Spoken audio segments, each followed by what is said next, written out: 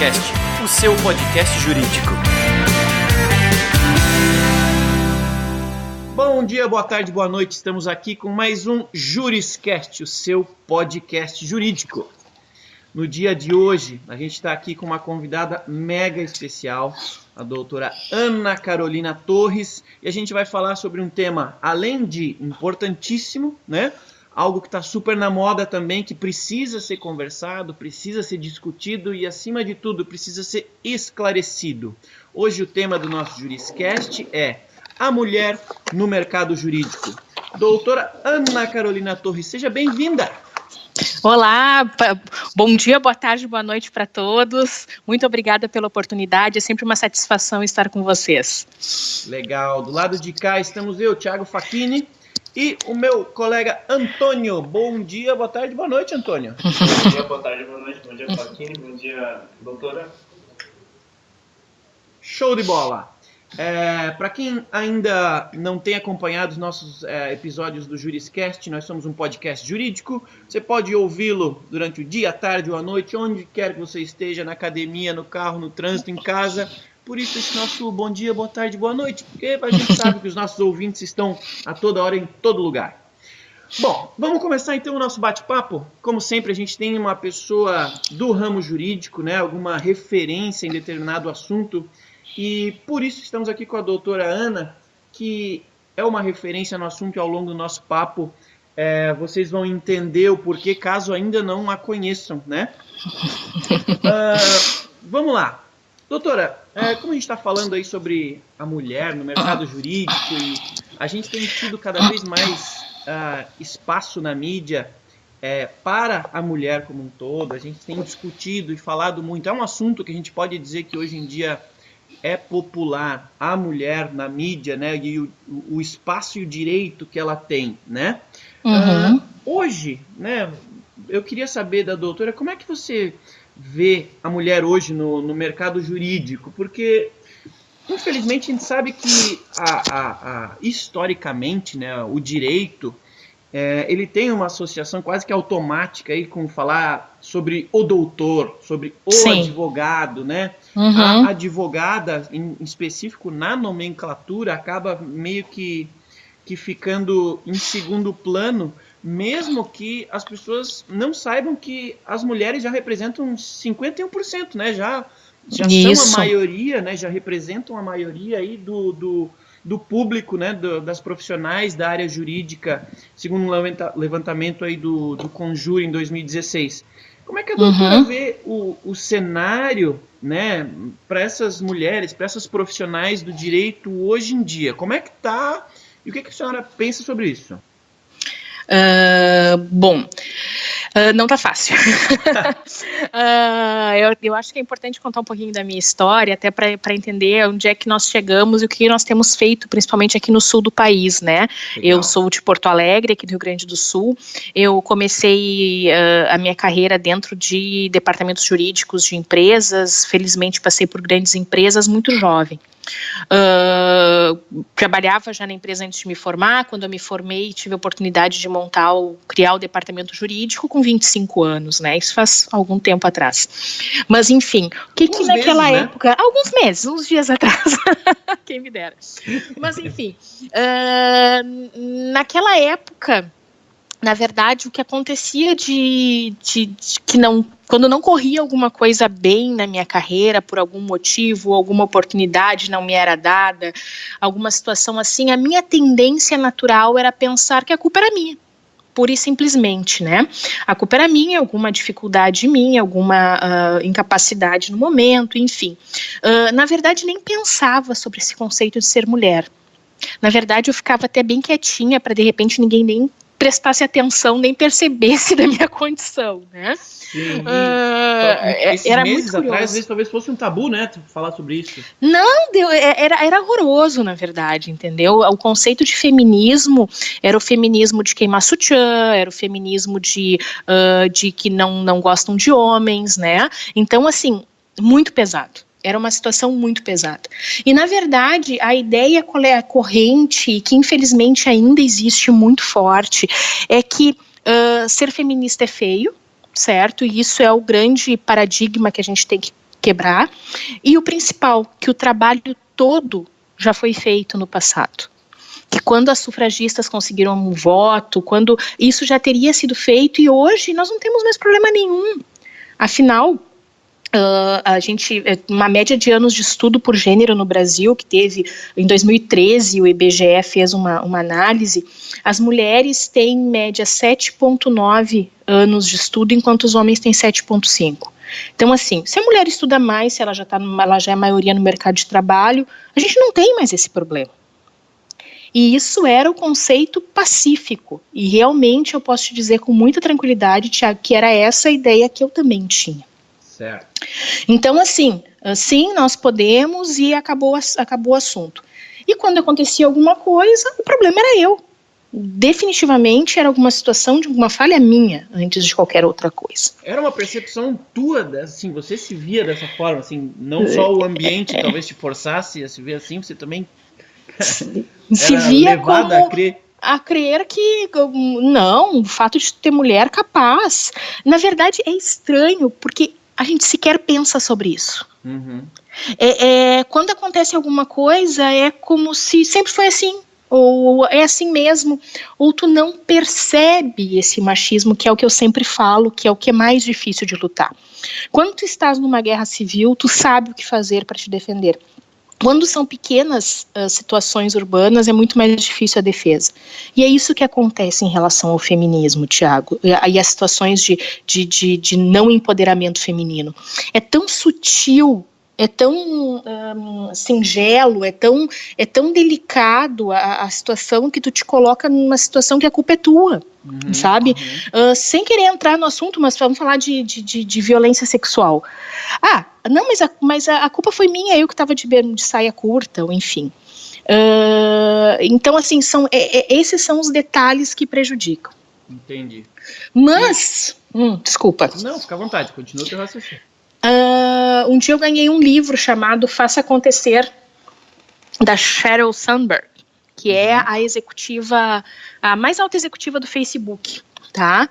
Ela havia dado uma palestra, e esse livro eu aconselho a todos lerem, homens e mulheres, porque ele realmente muda a maneira, o mindset, muda a maneira que tu pensa. E o nome é Faça Acontecer, Mulheres, Trabalho e a Vontade de Liderar. O que aconteceu? A Sheryl, mega, ultra, power, poderosa, né? Ela foi convidada a dar uma palestra para o TED, muito bacana também que vocês assistam essa palestra, é super fácil de achar no YouTube, tem legendado, bem tranquilo. E essa palestra, quando convidaram ela, muitas pessoas disseram para ela, que é? Tu vai dar uma palestra sobre mulheres, sobre o mercado de trabalho, tu é louca, tu vai ficar estigmatizada, isso vai ser um problema. E ela foi perguntar, então, para o chefe dela, né, que é o dono do Facebook, e ele disse para ela perguntou para ela, o que tu faria se não tivesse medo? E ela resolveu, então, fazer essa palestra. Essa palestra foi um sucesso, milhares de pessoas no mundo inteiro já assistiram. Eu já assisti umas 500 vezes, mais ou menos. E a partir desse TED surgiu o livro. E o livro, ele é fantástico, porque, na verdade, assim, sai da história do vitimismo, Tiago, que é exatamente a questão que eu acho que hoje, na minha percepção, prejudica a tentativa que nós temos de equalização entre homens e mulheres, tá? No momento em que eu assumo minha responsabilidade, que as minhas atitudes é que fazem a diferença no comportamento, eu consigo mudar esse comportamento. Legal. E ela sai completamente do vitimismo, entendeu? É muito, muito, muito importante. Muito interessante. Fazendo aqui uma relação, né, com base nessa tua experiência, nessa tua percepção e nesse teu tempo já de imersão nessa temática, você começou aí falando da tua experiência lá atrás. Isso. Eu queria agora fazer essa relação, assim, considerando tudo isso, esses acontecimentos que de fato acontecem em todas as áreas, né? Você vê o direito como uma área mais, menos, na média?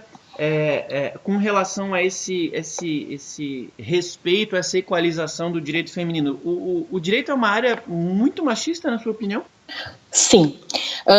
Dia 8 de março, o Jota, que é um J.info, que é uma publicação, fez um artigo fantástico chamado Não é Mimimi. Tá? E, na verdade, o que eles trouxeram de informações e de dados é assustador, certo? Mais de metade dos escritórios são operacionalizados por mulheres, ok? Não, ok, isso é o que a gente vê todo dia. Vai fazer uma audiência, tu vai ver mulher direto, tu liga para o escritório, mulher direto. Só que agora tem um detalhe. Apenas 1 em cada 10 sócios sêniores dos escritórios grandes são mulheres. Opa! O que está acontecendo aí? Na verdade, existe um teto de vidro. E é um teto de vidro, Thiago, que eu quero trazer, que não é um teto de vidro só por culpa dos homens machistas, da sociedade, dos porcos chauvinistas, não é nisso. É um teto de vidro imposto pela própria mulher. No momento em que ela se boicota, que ela se sabota, entende? E é isso que a gente tem que trazer. A gente tem que fazer uma revisitação do feminismo, porque a mulher líder, ela tende a ser vista como mandona. Não é positivo a mulher líder. O homem líder é bacana, ele é show de bola. A mulher líder é a louca, é a mandona, isso é que tem que mudar. Né? A menina que é líder, ela é essa aí é metida, né? Eu sempre fui metida, então tá tudo bem, eu nunca tive muito problema com isso, né? Mas não é legal, não é bacana tu ser a metida. Só que isso são características de liderança que não são alimentadas nas meninas, e por não serem alimentados, não tornam elas futuras líderes. Tu entende? E o direito tá nessa mesma linha, não tá, é abatida, o direito representa o mercado de trabalho como um todo. Não é diferente, sabe? Como os escritórios, nós temos uma grande demanda e tal, tem algumas informações muito curiosas. 2/3 dos executivos sêniores dos grandes escritórios têm filhos. Apenas 1/3 das executivas têm filhos. Então, são várias informações que tu começa a dizer assim, ó, poxa, essa decisão entre vida pessoal e vida profissional, aparentemente o homem não tem tanto, não é uma situação tão difícil de administrar quando é mulher, entende? Então tem algumas coisas bem interessantes. Mas a boa notícia é que tem muitos escritórios agora, grandes escritórios, que estão efetivamente percebendo isso, até por interesses comerciais, tá? Vou ser bem sincero, na verdade existem várias pesquisas que as empresas que têm mulheres nos seus cargos de gestão melhoram seus resultados, tá?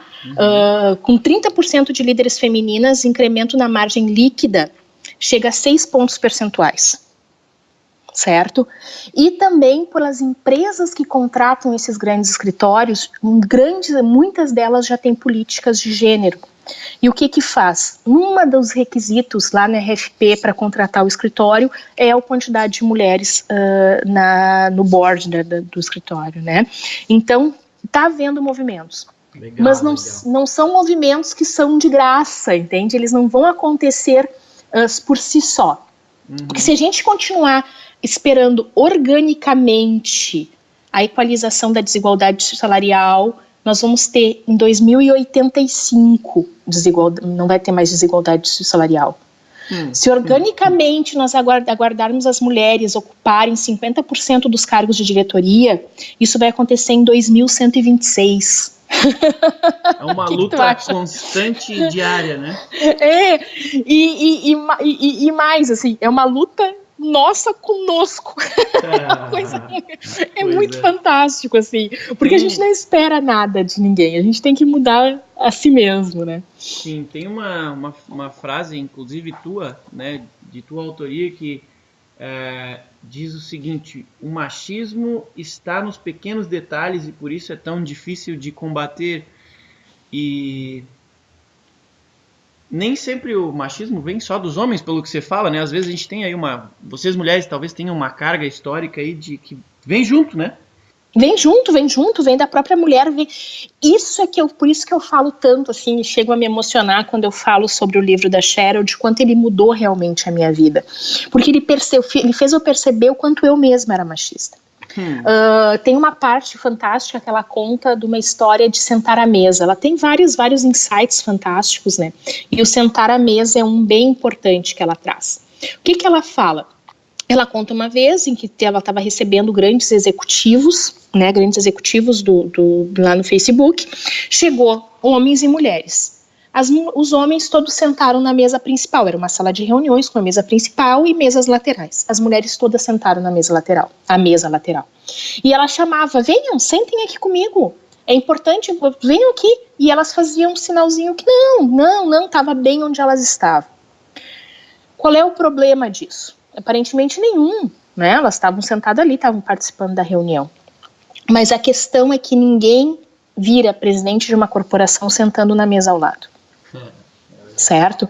Existem posturas tuas como pessoa, como mulher, de empoderamento, e é teu, é pessoal.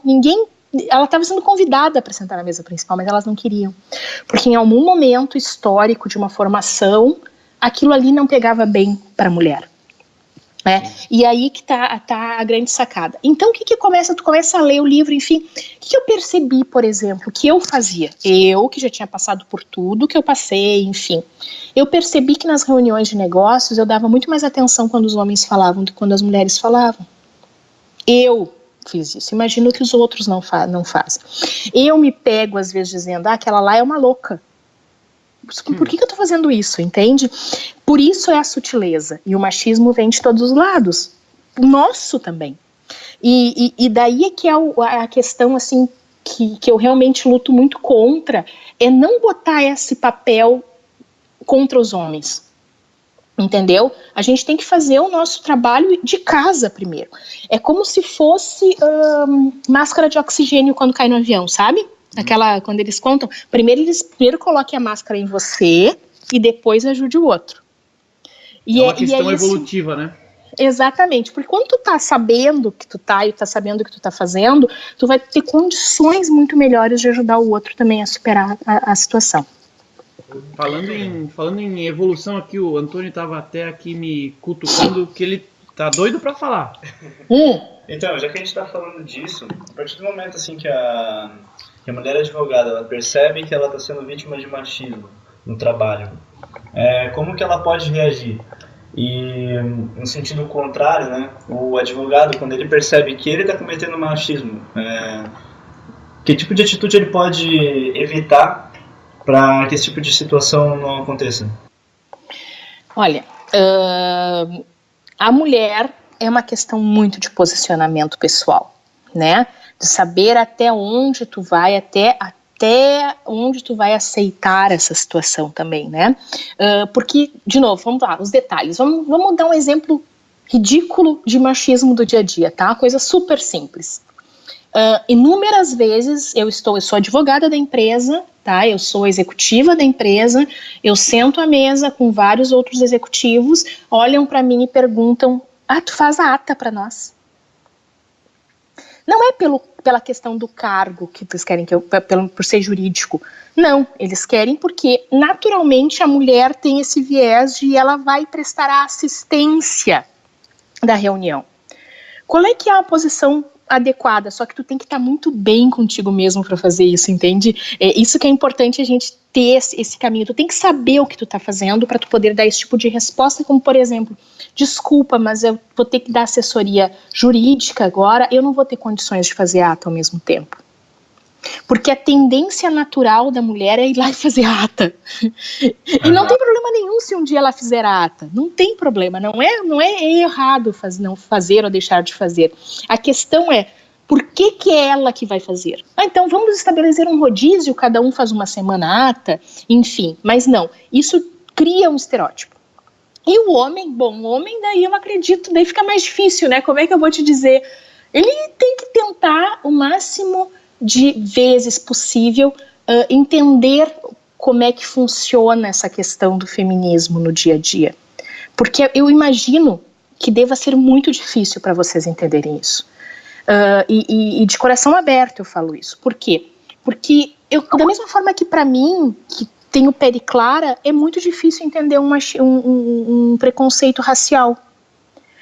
Então, assim, o que a gente tem que fazer? Tem que ler, tem que entender, tem que estudar, tem que ter muita empatia, né? Eu acho que a empatia é o primordial, é pensar se tu gostaria que fizessem isso contigo, né? Então, esse é o melhor caminho, que é o caminho, como eu sempre falo, do hashtag muito amor envolvido. Enquanto líder, assim, aqui no ProJuris eu também tenho uma equipe composta de homens e a maioria da minha equipe são mulheres, né? Então acho que empatia é a palavra. Se não sabe por onde começar, a gente começa, na minha sugestão, minha opinião pessoal, a gente começa pela empatia, porque enquanto líder eu não posso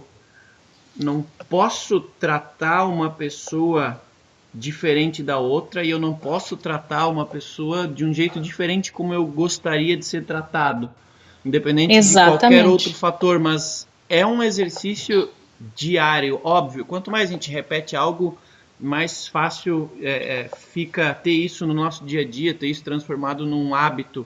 Mas acho que para quem, como homem aqui falando com outros homens, para quem ainda não tem essa preocupação ou não parou para pensar nisso, ou até para aqueles homens que veem de maneira errônea ou limitada o feminismo como algo relacionado à supremacia feminina. Isso. Acima de tudo, acho que é uma diferença de visão, uma visão incorreta sobre o tema, né? O feminismo, ele luta pela equiparação, né? Do direito, do respeito entre homens e mulheres, e para você, homem, que assim como eu precisa lidar diariamente com esse tipo de situação, acho que empatia é a palavra certa. Antes de qualquer frase, de qualquer decisão, de qualquer coisa, você teria esse mesmo comportamento se fosse outra pessoa, outro gênero, outra coisa. Enquanto a resposta for sim, tá tudo certo. Você está tratando todo mundo igualmente. Isso mesmo, exatamente, é bom tu trazer esse conceito, né, porque feminismo não é o contrário de machismo. Machismo é a supremacia masculina. O feminismo é tentar garantir que uma porta que está aberta para um homem também esteja aberta para uma mulher. No final é isso que se procura, né? E é legal, assim, da minha visão, é um processo de educação legal, porque legal no sentido de interessante, porque a palavra feminismo, sem qualquer análise delas, parece, né, e tem relação com esse desconhecimento a respeito do tema, parece realmente o contrário de machismo, né? Então ambos parecem extremos de uma linha, e de fato não devem ser, né?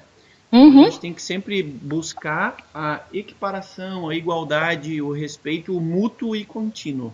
Mas vamos lá, vamos seguir adiante. Antônio, tens algo aí para nós? Então, a gente já constatou, né, que o machismo existe, especialmente no direito, né?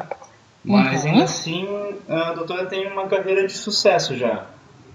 Eu queria saber, né, até chegar nessa carreira de sucesso, até chegar no ponto em que você chegou, alguns obstáculos assim que apareceram na tua frente, especialmente obstáculos que um advogado homem não teria. Olha, como eu te disse assim no início da minha carreira, eu não pensava muito sobre isso, tá? Olhando para trás, até é interessante assim analisar o quanto talvez tenha sido mais difícil para mim, em função de ser mulher, em função de ser jovem ainda no início da carreira, né? Parece que junta tudo, assim, né? Mas enfim. O que eu posso te dizer? A minha carreira começou em uma empresa, numa corporação, num ambiente corporativo, e continuou através de outras várias empresas, né? E sempre teve muito a ver com relacionamento. E isso talvez tenha sido uma característica minha que não é tão comum nas mulheres, né? As mulheres não tendem a fazer tanto network quanto os homens. Né? Por quê? Porque talvez acumulem mais funções em casa e com os filhos, acabam tendo menos disponibilidade de tempo, enfim.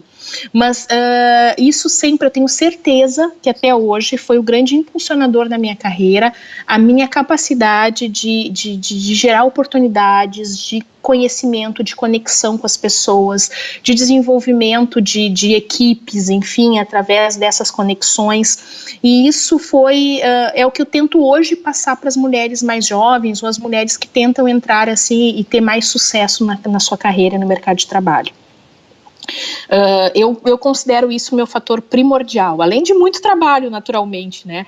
Porque eu tive uma gestação, eu tenho um filho de 9 anos hoje, eu fazia assembleia para alteração de estatuto quase na época de ganhá-lo. Eu voltei para trabalhar, ele não tinha 4 meses, com 1 ano, ele não tinha 1 ano, eu fazia MBA e ficava 2 dias fora por semana, mas enfim, não, isso foi talvez se eu tivesse sido homem, teria sido mais fácil, né? Mas não fui e nunca me permiti que isso fosse motivo para que eu não fizesse as coisas.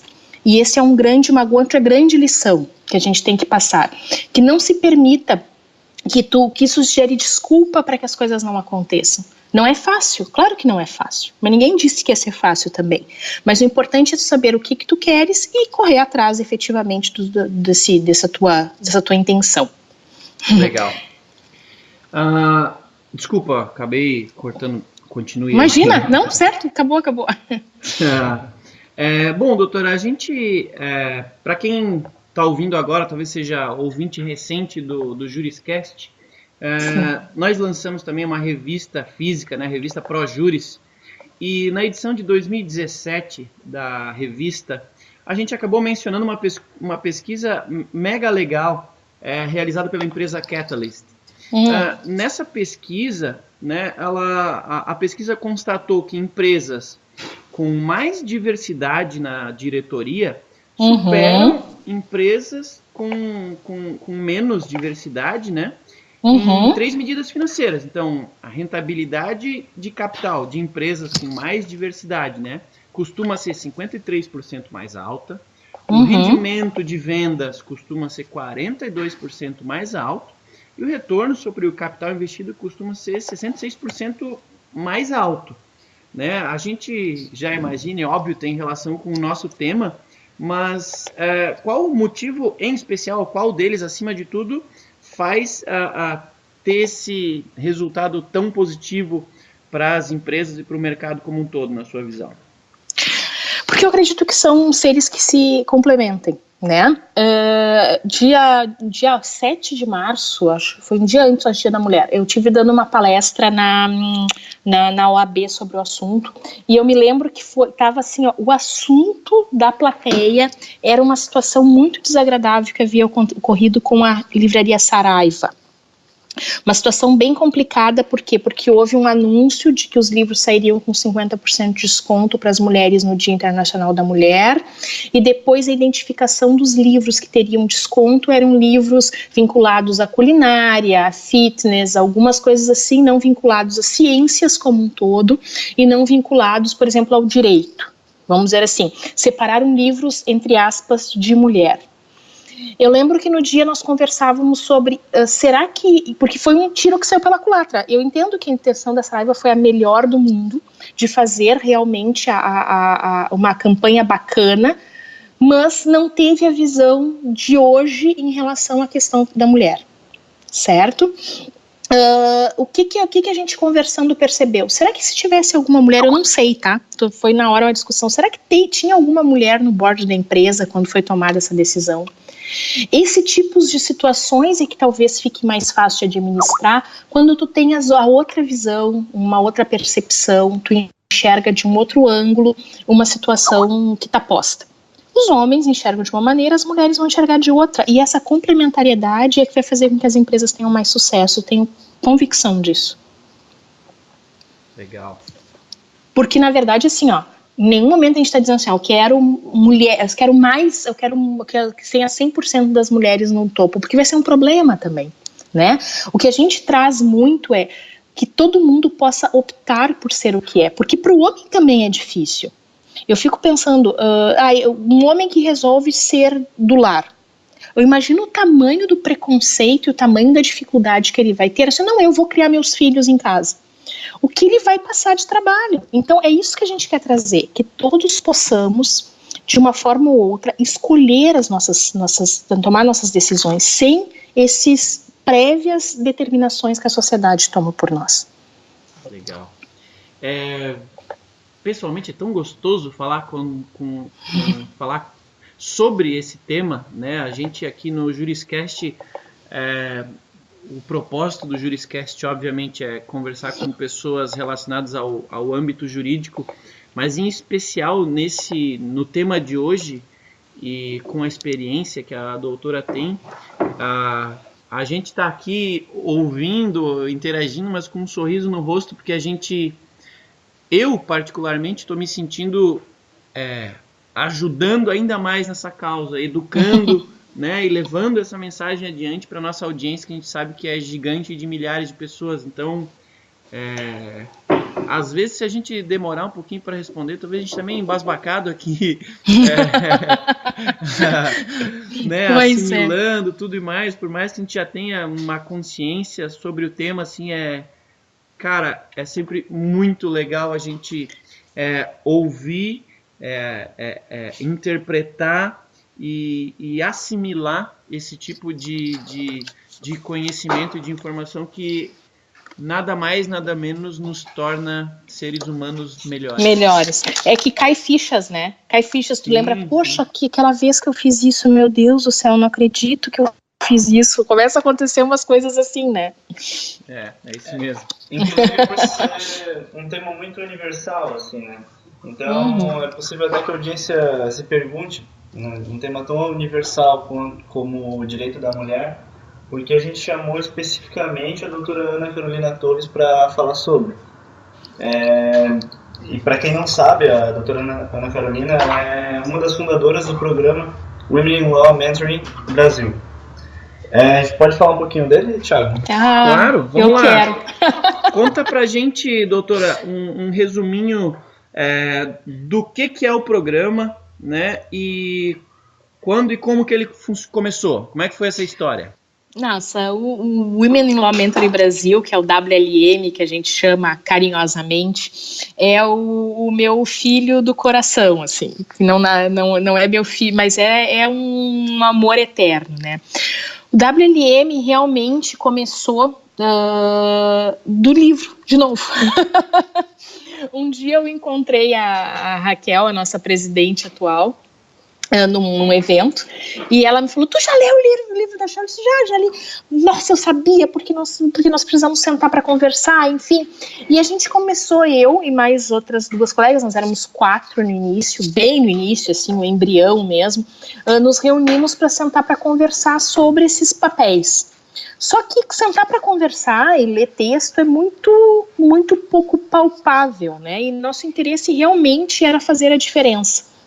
O que a gente passou que eu não gostaria que o próximo passasse, que a próxima advogada novinha, recém-formada ou ainda em formação passasse? Na verdade, assim, bem dentro daquele sentimento de empatia, né?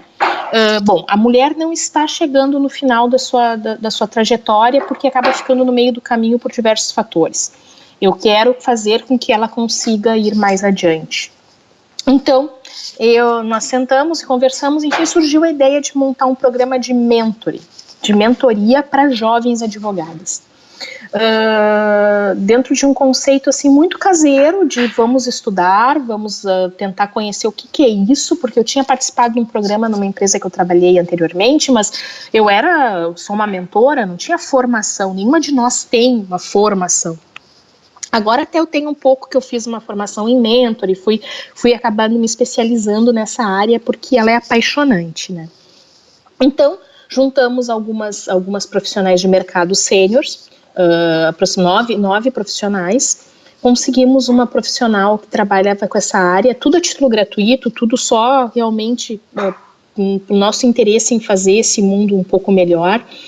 E convidamos 9 mentorandas, 9 meninas, 9 advogadas recém-formadas ou em formação. Na época tinha uma em formação, as outras já eram formadas, para que nós pudéssemos conversar com elas, sermos mentoras delas. E esse projeto, ele acabou ficando muito maior do que a gente esperava, né? Nós estamos no segundo ciclo, agora no mês que vem nós encerramos o segundo ciclo já com 18 mentoras e 18 mentorandas.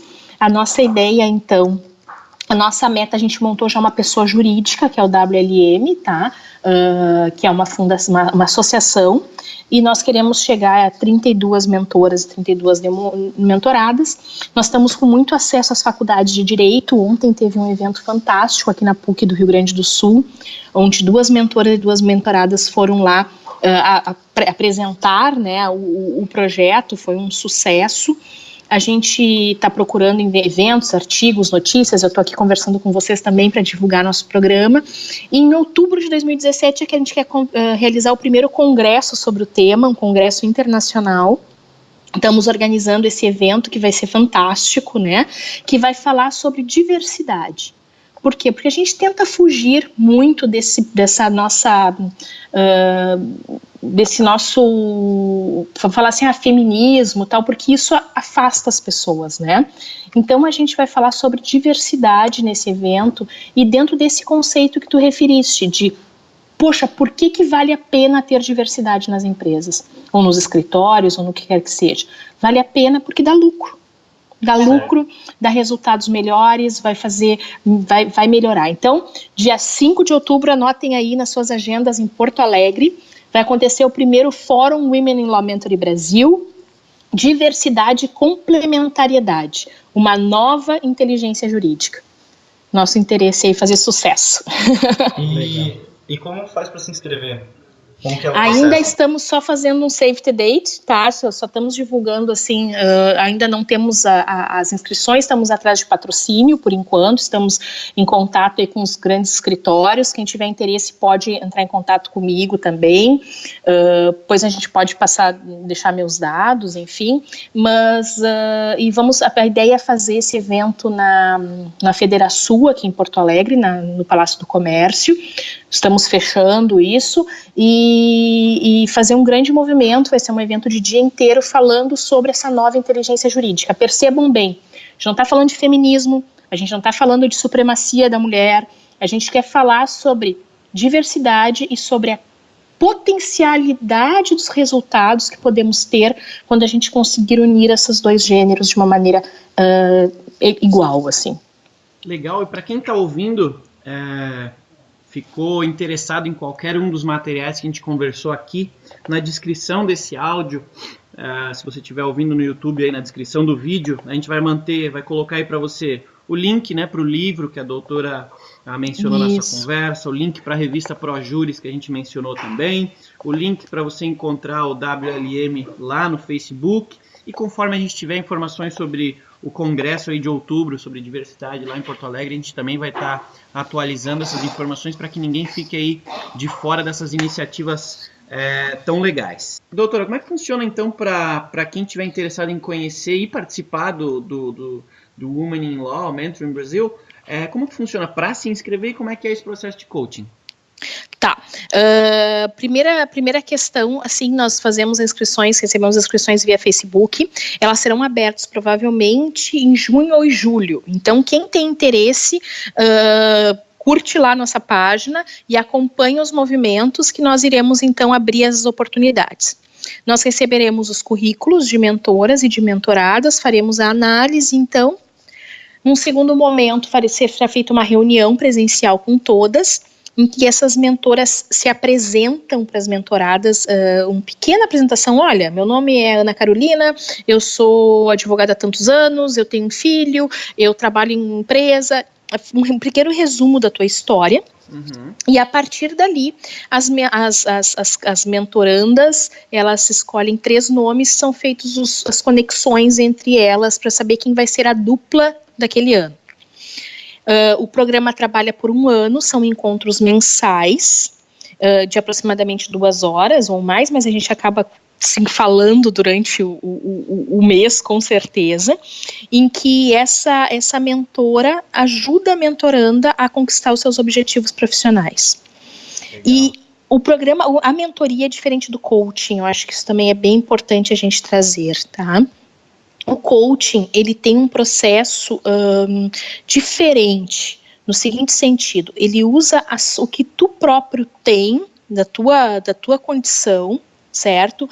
Para que tu chegue às tuas próprias capacidades. Então, assim, o coaching, ele tem um papel de ajudar, fazendo as perguntas corretas, certo? Fazendo que você mesmo descubra quais os caminhos que tem que tomar, ok? O que é o mentor? Não, o mentor é aquele que tem experiência, analisa a situação e dá uma diretiva de qual caminho tu vai tomar. Ele trabalha com a sua própria experiência. Por isso que o coaching não precisa ser alguém mais experiente que tu. O mentor, sim. Porque ele tem que ser mais especialista na área que tu trabalha para poder te dar opinião mais específica, te dar explicações. E é um projeto transformador, né? Porque em que uma pessoa com conhecimento, com experiência, com vontade de ajudar, apoia a outra a se desenvolver numa área de conhecimento, aumentar a segurança emocional, que é o grande gap que a gente percebe que existe, e se socializar em determinado ambiente, né? É lindo demais. Então, assim, a gente identifica claramente o desenvolvimento das meninas. É apaixonante, é libertador, eu diria. Legal. Doutora, então, para finalizar, a gente gostaria que você desse para as advogadas que estão ouvindo a gente 2 dicas de 30 segundos de mentoring que você percebe que são erros recorrentes, assim. Ok. Então, posso usar a Cheryl como um exemplo? Claro, vamos lá. Então, tá. Primeira questão, tá? Escolha um bom companheiro de vida, certo? Por quê? Porque você nunca conseguirá fazer tudo sozinha. Ter um bom companheiro de vida, alguém que seja teu parceiro, que esteja ao teu lado, junto nas tuas conquistas, vai ser meio caminho andado para que elas ocorram, certo? Legal. E a segunda questão, feito é melhor que perfeito. Certo? Isso a gente tem que aprender. Mulheres tendem a exigir que só podem assumir um cargo depois que elas têm 100% dos requisitos cumpridos. Isso não é uma realidade para a maioria dos homens. Assuma a responsabilidade, aprenda, vá atrás durante o processo. Aceite-se que você tem capacidade para conseguir fazer as coisas que estão chegando na sua mão. Empoderamento, autoconhecimento, autoestima vai ser demais e você vai chegar muito longe, que é o que você merece.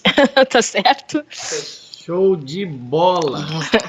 Então, muito obrigado, doutora, para você que nos acompanhou até agora aqui no Juriscast.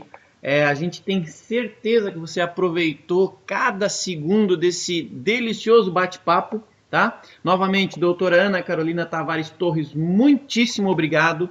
Todos os contatos da doutora, todos os contatos dos materiais que a gente citou ao longo da nossa conversa vão estar na descrição. Mas rapidinho, se alguém quiser falar com a doutora, qual é o jeito mais fácil de lhe encontrar? E-mail?